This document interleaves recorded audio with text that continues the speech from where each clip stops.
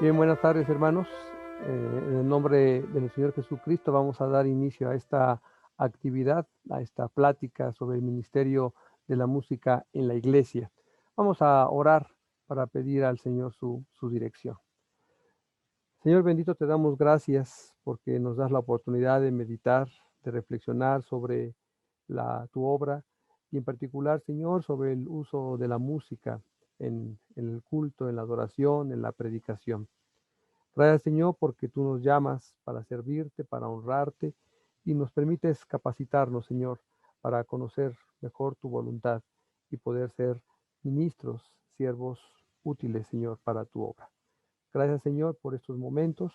Nos ponemos en tus manos en el nombre de tu Hijo Jesucristo. Amén. Muy bien, hermanos, pues vamos a iniciar con esta plática sobre el ministerio de la música en la iglesia. Y obviamente cuando hablamos de la música, pues sabemos que esta tiene un papel predominante, preponderante en la historia del hombre.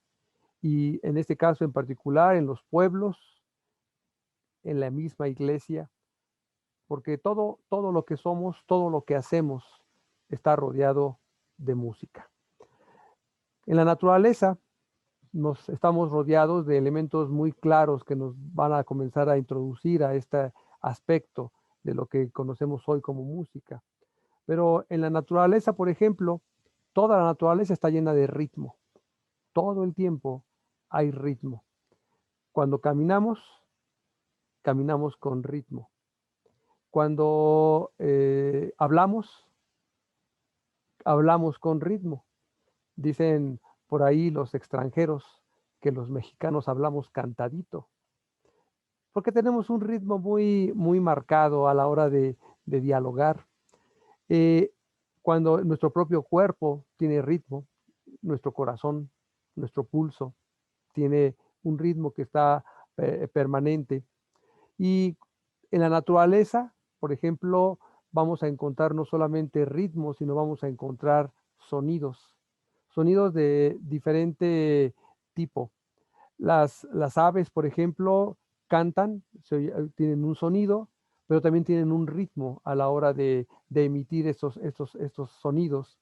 El mismo viento, cuando sopla, genera un sonido muy característico, sobre todo cuando pasa entre los árboles o entre zonas muy angostas, e incluso podríamos decir que tiene ritmo. Y, por ejemplo, al amanecer, al atardecer, es fantástico cuando escuchamos a las aves, sobre todo, que están haciendo un ruido espectacular. Y si ponemos atención, vamos a encontrar muchos tipos de sonidos en diferentes tonalidades y ritmos. Así que prácticamente hay sonido, hay ritmo por todos lados. Nosotros escuchamos, por ejemplo, a un río, una cascada. Eso es algo que está presente y es constante, permanente. Por ello, cuando la Escritura dice, todo lo que respira, alabe a Jehová, pues obviamente tenemos que pensar en todo este espectáculo que la naturaleza nos da y que está celebrando a Dios, está celebrando al Creador. Así que nosotros somos un medio también para utilizar esos sonidos y esos ritmos, para generar lo que conocemos como música. Obviamente que hay una diferencia importante, porque si hablamos de música, estamos hablando de que tanto el sonido como esos ritmos van a estar organizados racionalmente. O sea, va a haber una persona, va a haber un ser humano que va a tomarlos y los va a organizar de tal manera con el propósito de generar música. Y aquí es interesante observar porque a la hora de nosotros relacionar lo que el ser humano tiene en contacto constante sobre la naturaleza, nos vamos a dar cuenta que cada región del mundo tiene diferentes sonidos, diferentes ritmos, diferentes tonalidades.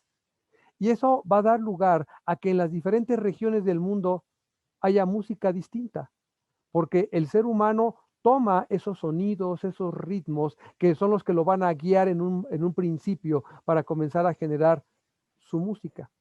Por eso vamos a encontrar que la música, por ejemplo, del oriente de Asia es muy diferente a la música que se generaba, por ejemplo, aquí en América antes de que llegaran los europeos, o la música que se genera en África, o la música que se genera en Europa.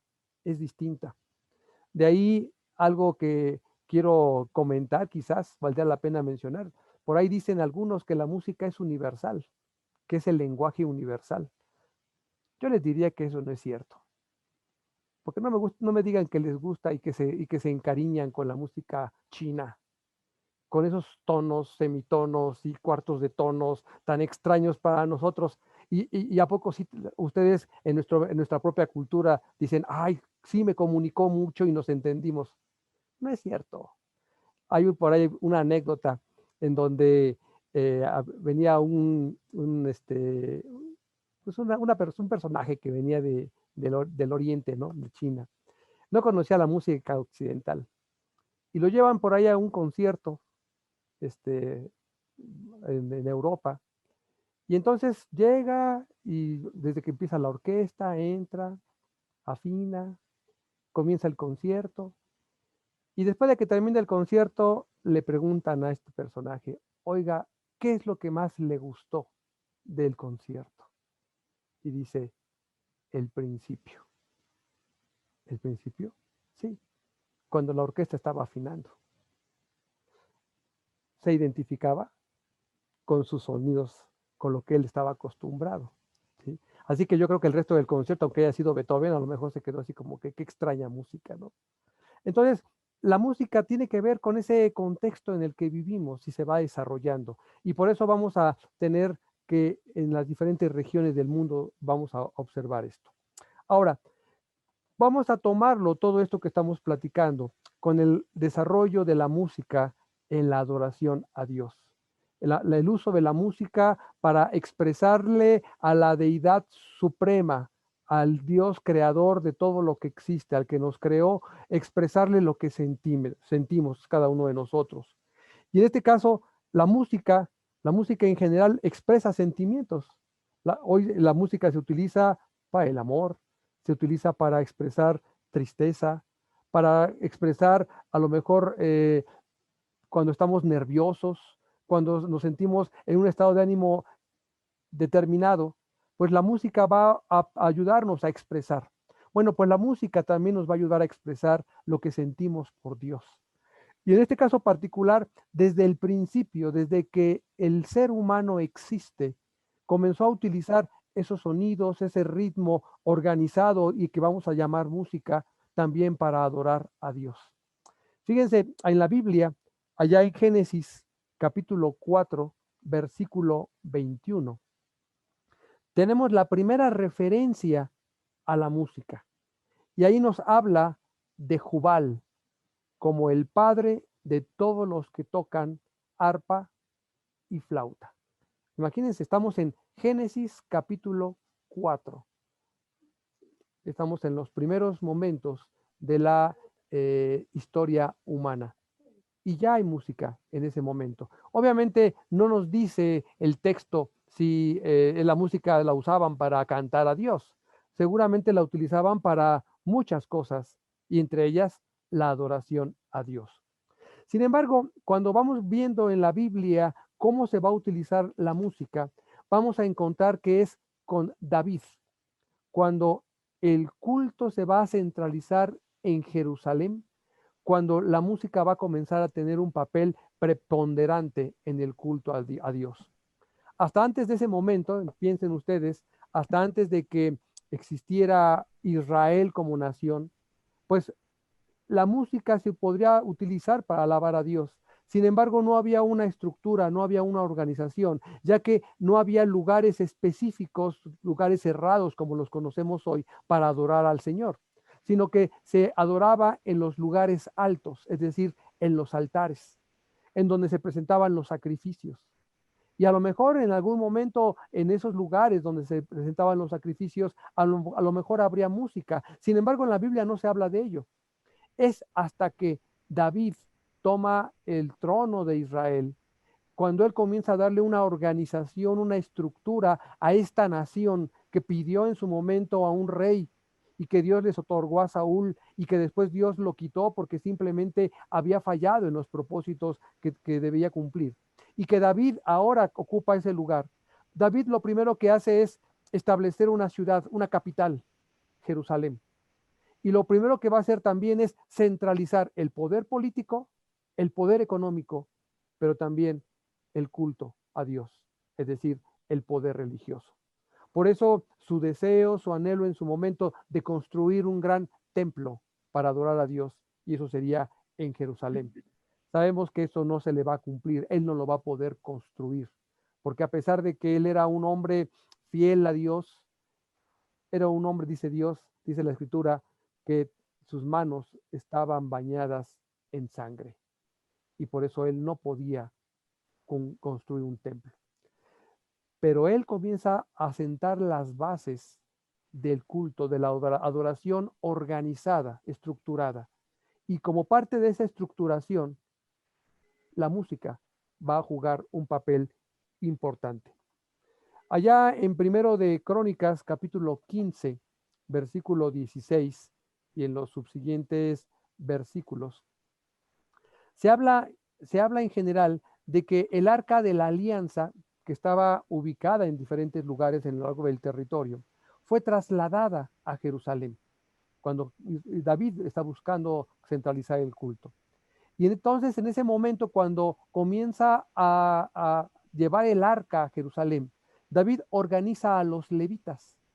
Sabemos que los levitas son la tribu sacerdotal, es la tribu que se va a encargar del culto a Dios. Y entonces los organiza y entonces les encarga que ellos sean los que trasladen el arca a Jerusalén. Y dentro de todo esto, los que se van a encargar de la música. Él en ese momento va a comenzar a buscar esa organización de la música. Entonces, en Primero de Crónicas 15:16 dice, asimismo dijo David a los principales de los levitas que designaran a cantores entre sus hermanos, con instrumentos de música, con salterios, arpas y címbalos, para que los hicieran resonar con alegría. Ya David está dando esa indicación. Y entonces comienza a llamar, comienza a nombrar a los líderes de esa adoración a Dios. Entre ellos se menciona a Asaf, se menciona a Emán, entre otros, para organizar esto.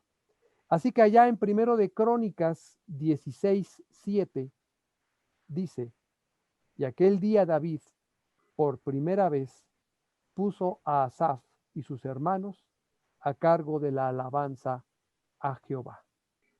Así que ahí tenemos el primer momento en donde propiamente está organizada la adoración a Dios. Y si ustedes ven en sus Biblias, ahí en Primero de Crónicas 16, que es el texto que les estoy mencionando, vamos a tener un largo texto, un largo salmo, porque después va a ser retomado en el libro de los salmos para ser utilizado. Pero en 1 Crónicas 16, desde los versículos 8 hasta el versículo 36, vamos a tener esa alabanza que Asaf y sus hermanos van a comenzar a desarrollar. Podríamos decir que es el primer canto organizado que vamos a tener como tal. Va a haber otros cantos mucho antes. Recuerden, por ejemplo, el canto de Ana, en su momento, la hermana de Moisés, cuando cruzan el Mar Rojo y hay un canto de victoria. Y va a haber en diferentes momentos cantos distintos. Pero aquí me estoy refiriendo a un canto organizado para el culto a Dios, no un canto espontáneo como lo había sido hasta ese momento, ¿no? Y solamente quiero retomar algunos versículos generales.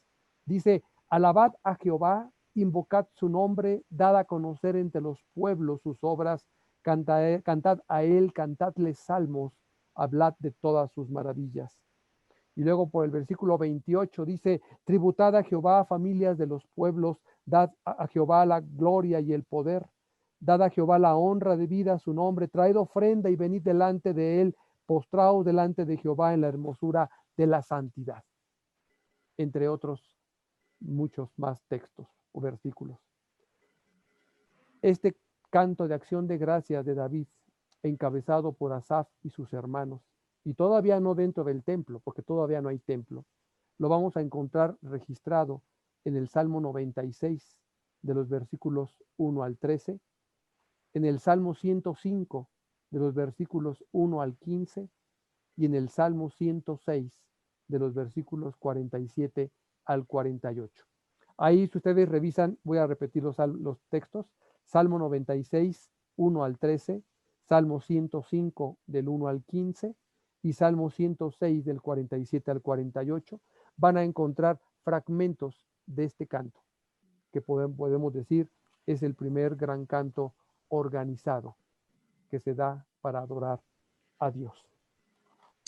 Ahora bien, años después, antes de morir David, dice la escritura, ya viejo, allá en Primero de Crónicas, capítulo 25, o sea, ya nos vamos saltando varios capítulos. Antes de morir, David va a establecer una estructura de lo que debe ser la música dentro del templo, ya propiamente del templo, planeando lo que se va a construir más adelante. Dios le había dicho a David que él no construiría el templo, pero sí su hijo. Entonces, como diciendo, David dice, antes de irme, quiero dejar bien establecido cómo debe ser la estructura o la organización al interior del templo. Y en este caso, en Primero de Crónicas, capítulo 25, y si tienen Biblia, les invito a que la tengan abierta, vamos a encontrar las características de ese culto a Dios. Y entonces, un primer aspecto, ¿para qué se va a utilizar la música dentro del templo propiamente? ¿Cómo se va a utilizar? Y entonces, por ejemplo, vamos a encontrar ahí en el Primero de Crónicas 25, versículo 1, en la segunda parte, que la música va a ser utilizada para profetizar. Dice el texto: asimismo, David y los jefes del ejército apartaron para el ministerio a los hijos de Asaf, de Emán y de Jedutún, para que profetizaran con arpas, salterios y címbalos. Y cuando hablamos de profetizar, hay que recordar que estamos hablando de proclamar la palabra de Dios. Hay que quedar muy claro, hermanos, cuando hablamos de profetizar, no estamos hablando necesariamente de cosas futuras. Muchas veces pensamos que el hablar de profecías implica que estamos hablando de lo que va a suceder en el futuro. No, el profeta lo que era hablar la palabra de Dios, la voluntad de Dios, revelarla al pueblo. Por eso hoy en día, por ejemplo, cuando se predica, cuando un ministro predica, se habla que está profetizando. Y no porque esté diciendo cosas del futuro, sino porque está hablando la palabra de Dios. Y en este caso concreto, los levitas encargados de la música van a profetizar. Y esto es algo que tenemos que tomar nota de una manera muy importante. Dentro del ministerio, dentro del templo, dentro de la iglesia, una de las misiones centrales de un grupo musical, el que sea, llámese el coro, llámese el grupo de alabanza, llámese el hermano solista que va a cantar, llámese la iglesia que canta como pueblo, estamos profetizando, porque estamos hablando lo que Dios nos quiere revelar. Eso es algo central que tenemos que tener claro. Conocemos hoy en día de muchas personas que se acercaron al Señor gracias a un canto. Escucharon, fueron conmovidos y entregaron su vida al Señor. Si hablamos de un coro, por ejemplo, un coro profetiza en el momento de estar cantando. Por eso es tan importante, yo diría fundamental, el que se entienda la letra. lo que un coro canta debe entenderse, porque ese es el centro de su ministerio. Y es algo que quizás hoy en día se está perdiendo mucho, porque parecería que a veces que lo más importante es la música. Parecería que lo más importante son los músicos. No, lo más importante es la letra. Aquí podríamos decir que la música está al servicio de la letra y no al revés. ¿Sí? Vuelvo a repetir, la música está al servicio del mensaje, de la letra. Por eso es algo fundamental. Pero además de esto que estoy mencionando, dice aquí este mismo texto, ¿cuál es el elemento, para qué se debe utilizar la música? Dice el versículo 3, dice, para aclamar y alabar a Jehová, al final del versículo 3. Aclamar y alabar a Dios. Es decir, exaltarlo, mostrarlo delante de los pueblos. ¿Quién es Dios? Para reconocer su obra maravillosa en la vida de un pueblo, para reconocer nuestra dependencia, nuestra necesidad de Él, para reconocer sus virtudes, sus cualidades, su misericordia, su amor. Y lo vamos a retomar todo esto más todavía en el versículo 5, y con esto redondeo esta misma idea. Al final del versículo 5 dice, para exaltar su poder. Cuando hablamos de Dios, cuando lo alabamos, y piensen ustedes, cuando en la vida cotidiana decimos que le alabamos a alguien, ¿qué cosa cuando alabamos a alguien, qué cosa hacemos? Pues resaltamos sus virtudes, ¿no? Le decimos, no, es que mira, es una muy buena persona, es es muy amistoso, es muy cariñoso, tiene muy buen corazón, ayuda a las personas. Y la persona de la que se está hablando, ¿cómo se siente? Pues me están alabando, ¿no? Bueno, así es con Dios. Y no es que vamos a hacer que Dios se sienta grande, Él es grande. Pero el alabar es exaltar, es mostrarle, decirle a otros lo que Dios ha hecho en nuestras vidas. Mostrarle a Dios, mostrarle a la gente quién es Dios y lo que ha hecho por cada uno de nosotros. Entonces, las funciones de la música es aclamarlo, alabarlo y exaltar su poder. Y junto con ello redondeamos que con la música se profetiza. Ahora, ¿qué más? Este mismo texto nos habla de las características de los que deben participar en la adoración. En este caso estamos hablando de los levitas, es decir, el grupo de personas seleccionadas para dirigir la música dentro de lo que es el templo. En el mismo versículo, vamos a regresarnos en el versículo 1 del capítulo 25 de Primero de Crónicas, dice, y voy a ir a la parte intermedia, perdón, al final.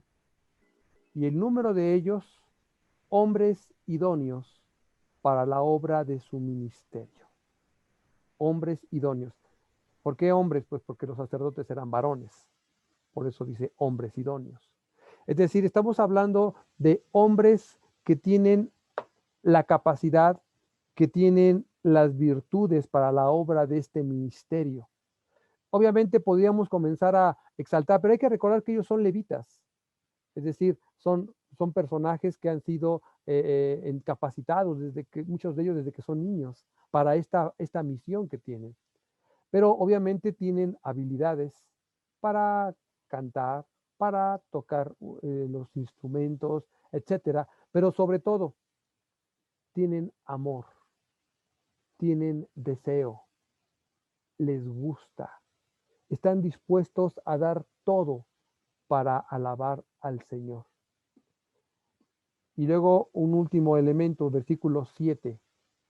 Los cantores dice, instruidos en el canto. es decir, pues en los instrumentos también podríamos añadirle a este punto. A lo mejor algunos o muchos de los que estamos aquí diríamos, bueno, pues entonces, hermana Jael, pues nosotros nos retiramos de aquí, ¿no? Porque si estamos hablando de que hombres idóneos e instruidos, pues como que a lo mejor nos fallan algunas cosas. Pero fíjense algo muy importante, porque estamos hablando del Antiguo Testamento. Fíjense, estamos hablando de profesionales.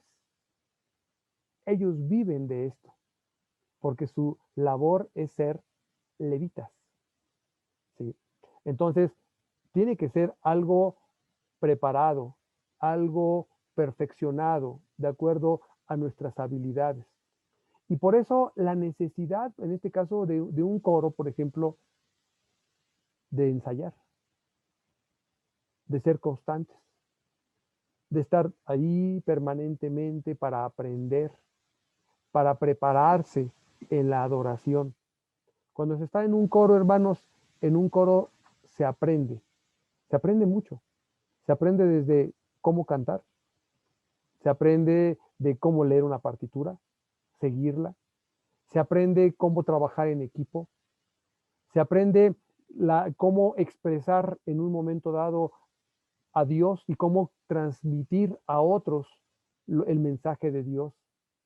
Y también en un coro nos eh, alimentamos espiritualmente, porque para poder transmitir un mensaje tenemos que tener también nosotros algo dentro de cada uno.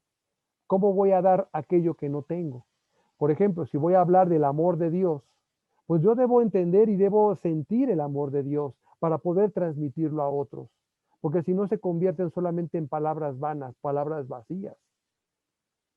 No sé, quizás a más de uno le ha tocado que a la hora de cantar le conmueve tanto lo que estás haciendo que llora, se quiebra a la hora de cantar, porque está cantando con plenitud, con todo su ser.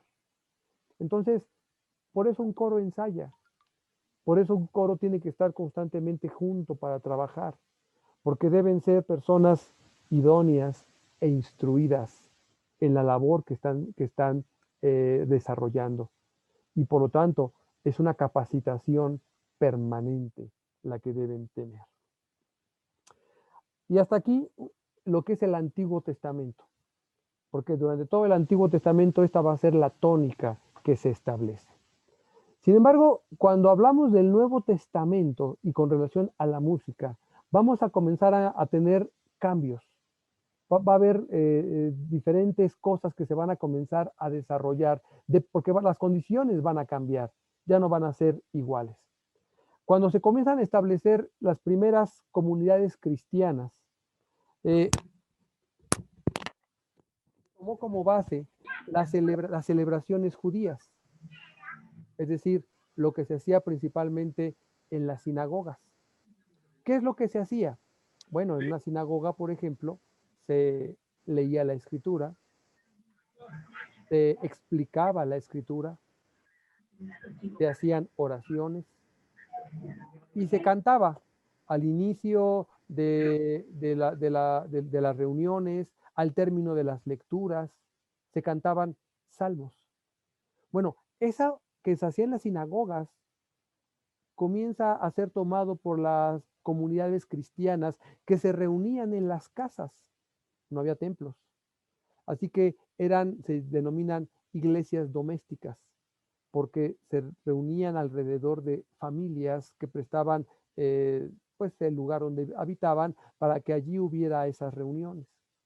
De hecho, nosotros vamos a comenzar a observar, por ejemplo, allá en Hechos capítulo 2, versículo 42 y versículos 46 y 47, una primera descripción en el Nuevo Testamento de lo que era la adoración de estas comunidades cristianas que comenzaban a desarrollarse. Entonces dice, por ejemplo, Hechos 2:42, y perseveraban en la doctrina de los apóstoles, en la comunión unos con otros, en el partimiento del pan y en las oraciones. Y versículo 46 y 47.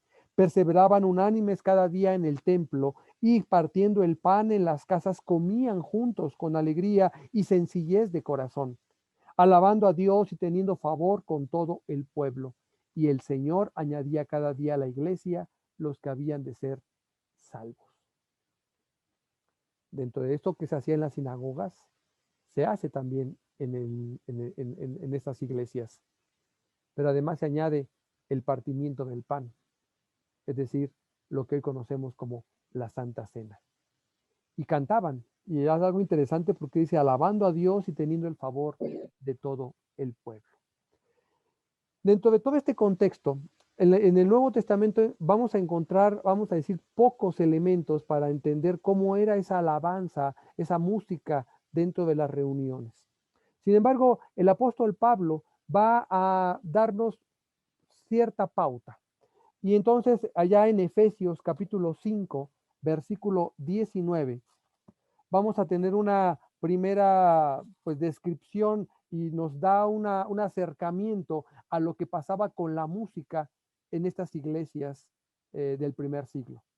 Dice el versículo 19 de Efesios 5, hablando entre vosotros con salmos, con himnos y cánticos espirituales, cantando y alabando al Señor en vuestros corazones. Y aquí menciona 3 géneros musicales que se utilizaban en la adoración: los salmos, los himnos y los cánticos espirituales. ¿Cuál era la diferencia entre ellos? Bueno, los salmos era retomar, así como estaba la tradición judía, de la utilización de los salmos para alabar a Dios. Como la base de la mayoría de esas primeras iglesias era judía, pues sabían a lo que se refería. Y entonces lo que utilizaban eran los salmos como una expresión para alabar a Dios. Pero luego tenemos una indicación que dice los himnos. Y en este caso, por ejemplo, cuando hablamos de himnos, algunos son investigadores que se han puesto a tratar de entender a qué se refieren con esto. Lo primero que describen era que la característica del himno era que se establecían sílabas por nota musical. Es lo que hoy un poquito llamamos los corales, en donde va parejita la melodía junto con la letra. Pero algo importante es que estos himnos lo que hacían era exaltar quién era Jesucristo. Lo que establecían era proclamar que Jesucristo era el Hijo de Dios, que era el Redentor, que era el Mesías. Y entonces vamos a encontrar en el Nuevo Testamento varios momentos en donde encontramos himnos. Obviamente no tenemos la melodía, pero tenemos las letras de esos himnos. Por ejemplo, Filipenses capítulo 2, versículos 6 al 10, al 11, perdón, ese es un himno. Y donde dice, él, siendo en forma de Dios, no estimó el ser igual a Dios como cosa a que aferrarse, sino que se despojó a sí mismo, tomó la forma de siervo y se hizo semejante a los hombres. Más aún, hallándose en la condición de hombre, se humilló a sí mismo, haciéndose obediente hasta la muerte y muerte de cruz. Por eso Dios también lo exaltó sobre todas las cosas y le dio un nombre que es sobre todo nombre, para que en el nombre de Jesús se doble toda rodilla de los que están en los cielos, en la tierra y debajo de la tierra, y toda lengua confiese que Jesucristo es el Señor, para gloria de Dios Padre. Un ejemplo de himno. Efesios capítulo 1 es otro himno, y así vamos a poder ir encontrando himnos a lo largo del Nuevo Testamento. Entonces, los himnos proclamaban la doctrina que enseñaban los apóstoles. Y finalmente, los cánticos espirituales, que en este caso hay una palabra, koiné, que se utiliza y que se traduce como cántico espiritual. Pero en este caso, esta palabra koiné son, dice, se diría en latín, odaes pneumaticae, es decir, odas neumáticas. ¿Qué significa? Odas sobre el aliento, que es la forma como se expresa al espíritu, es decir, odas del espíritu. Algunos autores han presentado esta hipótesis, porque obviamente no se tiene todavía claridad en qué consistían estos cánticos espirituales. Y en este caso se habla de que eran cantos sin palabras, de júbilo espiritual, como una vocalización, o posiblemente consistían de una palabra, como por ejemplo, aleluya. Aquí se toma mucho estos elementos en donde los hombres, las mujeres, entraban en éxtasis, ¿sí? Es decir, cuando una persona llega a un nivel espiritual de tal magnitud, de tal concentración y entrega a Dios, puede entrar en lo que se llama éxtasis, que era sobre todo muy común en esta época, en muchas religiones. Y entonces comienza a hablar, comienza a hacer, digamos, sonidos en donde se eleva esta persona, se edifica. Entonces, muchas veces, por ejemplo, podemos hablar de un aleluya y entonces hacemos una vocalización con el aleluya. Entonces, a lo mejor decimos, aleluya, aleluya. Ya me sonó a canto católico, ¿no? Bueno, es que así eran las vocalizaciones.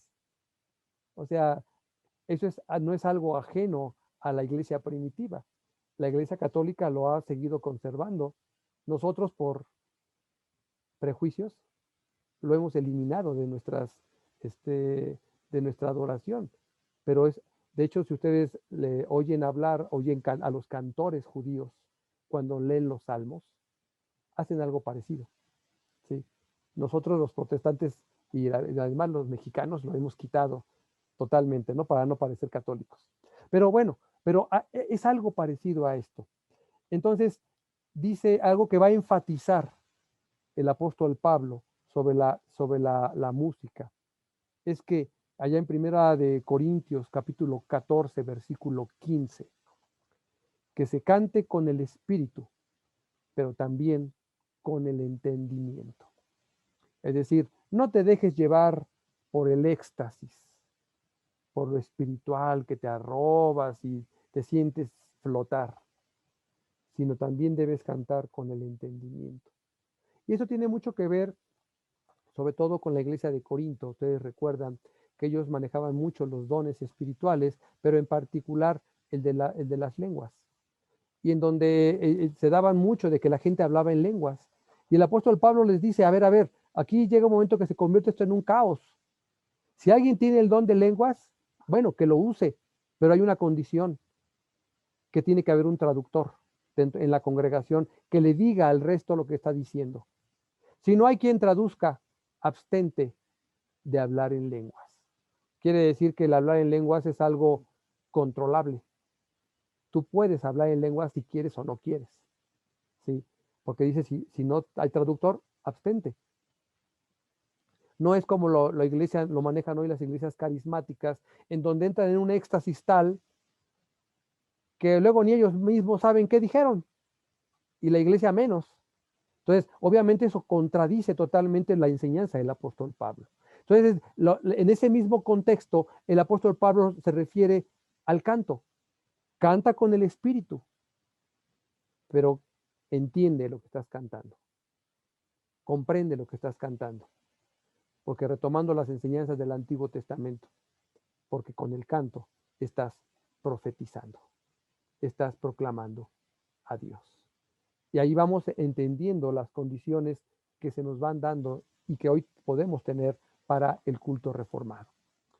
Un último aspecto que quiero abordar. Ya vimos el Antiguo Testamento, vimos brevemente el Nuevo Testamento, y ahora tenemos que retomar necesariamente lo que sucede en la Reforma Protestante, porque es lo que nos va a llevar a nosotros a lo que es la música, la adoración hoy en día. ¿Qué había sucedido con la iglesia? Y aquí obviamente pues el tema que estamos abordando no nos permite ver con mayor detalle, ¿no? Alguien me preguntaba que si si iba a poner ejemplos musicales. Pues no, porque el tema no es ese. El tema es el ministerio de la música. Pero si en algún momento dado vemos un poco la evolución del canto cristiano, pues podemos ver ejemplos judíos de los primeros siglos y podemos ver, porque existen grabaciones sobre cómo va evolucionando esto. Y entonces, pero bueno, ese es otro tema.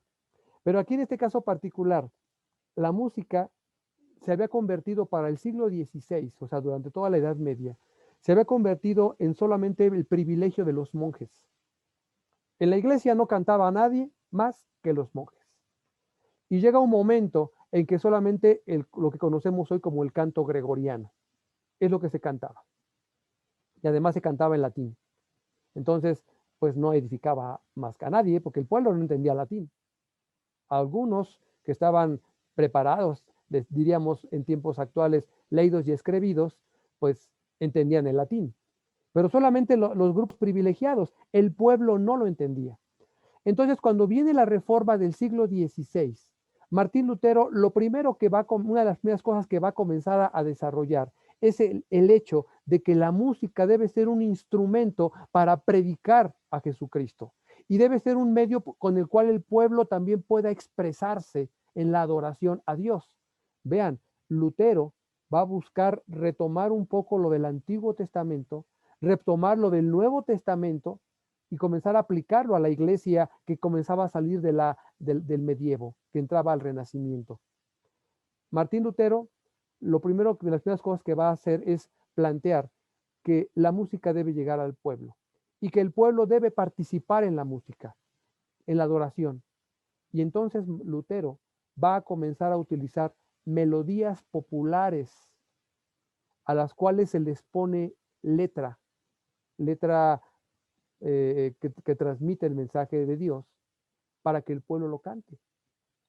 Esto hoy nos puede suceder a herejía, porque oímos un canto de Lutero y obviamente pensamos inmediatamente que ese canto de Lutero pues es algo específico que se compuso. No, él agarró una canción de la época y le puso letra. Como nosotros ni sabemos qué canción era, pues nos suena nueva, ¿no? Pero de repente hoy en día nos escandalizamos porque tomaron la melodía de tal canto y le pusieron letra. Y nos espantamos, decimos, qué horror, ¿cómo es posible? Híjole, es que no conocemos la historia de la iglesia. Y antiguamente se hacía, era común hacer eso, ¿no? Pero bueno, aquí lo importante es que Lutero lleva la música al pueblo para que canten en su idioma. Así que Lutero compuso varios himnos, escribía las poesías, la letra, y las comienza a enseñar al pueblo para que el pueblo cante. Obviamente, y además utilizaban instrumentos. En este caso, hay por ahí una pintura muy famosa en donde Lutero está tocando un laúd, que vendría siendo como que el antecedente a la guitarra moderna. Entonces, tocando el laúd, cantando en una Navidad con su familia himnos. ¿Sí? Entonces es como si hoy agarras la guitarra y te pones a tocar y cantas en tu casa. En la iglesia utilizaban instrumentos. Obviamente esto nos lleva en una contraposición un poquito porque el otro gran reformador, Juan Calvino, a él no le gustaba lo que planteaba Lutero. Calvino decía, sí hay que cantar, pero solamente salmos. Y además, sin acompañamiento musical, sin instrumentos. Tiene que ser la voz del hombre solita la que alabe al Señor. Entonces, por un lado, las iglesias luteranas, yo imagino a Lutero muy guapachoso, muy acá, muy alegre, que le gustaba la buena vida, cantando, usando instrumentos, alabando, y Calvino muy sobrio, muy estricto, cantando solamente salmos, sin instrumentos musicales. Ahí vamos a darnos cuenta que nosotros como iglesia presbiteriana no somos tan calvinistas como creemos, porque obviamente la iglesia presbiteriana usa instrumentos, ¿sí? Varían los instrumentos dependiendo de las iglesias, pero utilizamos instrumentos y no solamente cantamos salmos, cantamos poesías inspiradas que hablan y transmiten el mensaje de Dios, como lo hacían las primeras iglesias, poemas, que transmitían la fe, ¿sí? Que se conocían como los himnos. Hoy, como iglesias, cantamos. Y también hay grupos, coros, que dirigen el canto de la iglesia. Retomando todo esto que hemos visto, tenemos que hacer ya el alto y comenzar a establecer conclusiones. Si nosotros nos basamos en la escritura, el ministerio musical de hoy debe seguir manteniendo ese propósito que desde los tiempos de David se estableció. A través de la música se profetiza. El coro es profeta, los cantores son profetas, los músicos son profetas que proclaman la palabra de Dios. Y eso se convierte en una gran responsabilidad. Durante el culto, hermanos, cuando canta el coro, no es el momento del relax y de los momentos musicales para alegrar el alma. No, se está predicando. Y a veces ese canto puede ser más impactante que el mismo sermón que el pastor predica.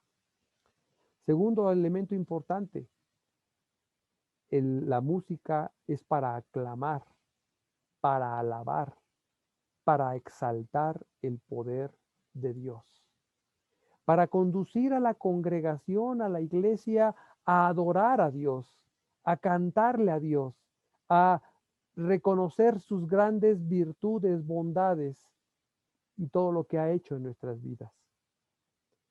Hoy en día, si bien es cierto, hay grupos que se dedican al canto, a la música. Tiene que quedar muy claro que ellos no son protagonistas en el culto. Ellos son solamente instrumentos de un mensaje. Por eso cuando de repente he visto grupos de alabanza en algunas iglesias, en donde están los instrumentistas enfrente y se aparece el cantor, el solista, y se para enfrente y se pone a cantar como si estuviera en un gran auditorio y dice a la iglesia, canten conmigo, y la iglesia ni se sabe la letra, ¿cómo va a cantar con él? Y él se explaya y se regodea y dices, a ver, tu función es dirigir a la iglesia a la adoración. Tu función es alabar y exaltar a Dios para que la iglesia sea edificada, no para que tú seas el protagonista de esta adoración. Los músicos no deben ser protagonistas. Y vuelvo a repetir, en la música, la música como tal está al servicio del mensaje. Eso es algo que no se nos debe importar, no se nos debe olvidar. Como cantores, como músicos, como participantes, debemos dar lo mejor de nosotros para adorar a Dios. Porque de acuerdo a la escritura deben ser personas preparadas, aptas, instruidas, que se estén formando y vuelvo a repetir, en el ministerio de la música en la iglesia hay que ensayar, hay que practicar cotidianamente para perfeccionar el canto. No se vale que en el culto, como dicen en el argot popular, nos aventemos un palomazo. Para adorar a Dios no hay palomazos. Tiene que estar perfectamente ensayado y preparado, porque es para alabar a Dios, para proclamar el mensaje de Dios. No se valen las improvisaciones. Cada uno de nosotros, hermanos, hemos sido llamados para servir a Dios en este ministerio. Puede ser el del coro, puede ser el de instrumentista, pero también como miembros de una congregación participamos en esa adoración. Así que cuando cantemos, hermanos, en el culto, cantemos con el espíritu y cantemos con el entendimiento. Busquemos que lo que decimos sea claro para que otras personas que lo puedan escuchar puedan entender con claridad el mensaje. Pongamos todo nuestro ser en ese canto para que la palabra de Dios sea proclamada y el nombre del Señor sea glorificado. Amén.